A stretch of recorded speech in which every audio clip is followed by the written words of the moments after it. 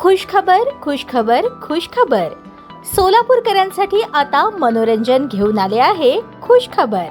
लहान चिमुकल्यांसाठी 100 रुपयात 5 खेळणे. यात मिकी माऊस, जम्पिंग जपांग, ड्रॅगन, वॉटर बोट आणि ट्रेन. आपल्या लहान चिमुकल्यांसोबत आनंदोत्सव साजरा करा. आमचा पत्ता होम मैदान, पासपोर्ट कार्यालयासमोर, सोलापूर.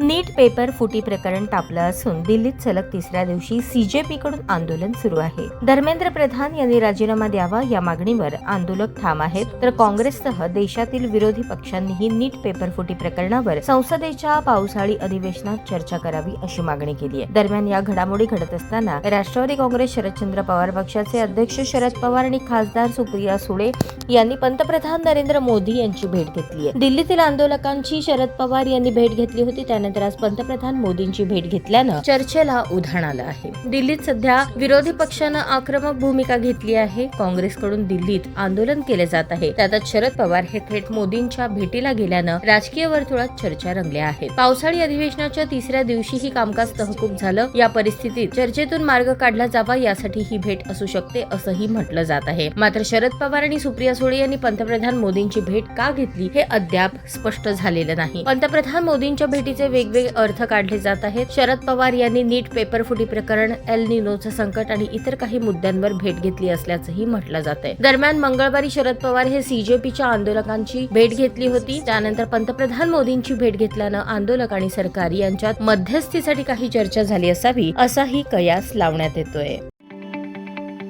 ताज्या बातम्या पाहण्यासाठी प्राईम महाराष्ट्र न्यूज चॅनलला सबस्क्राईब करा.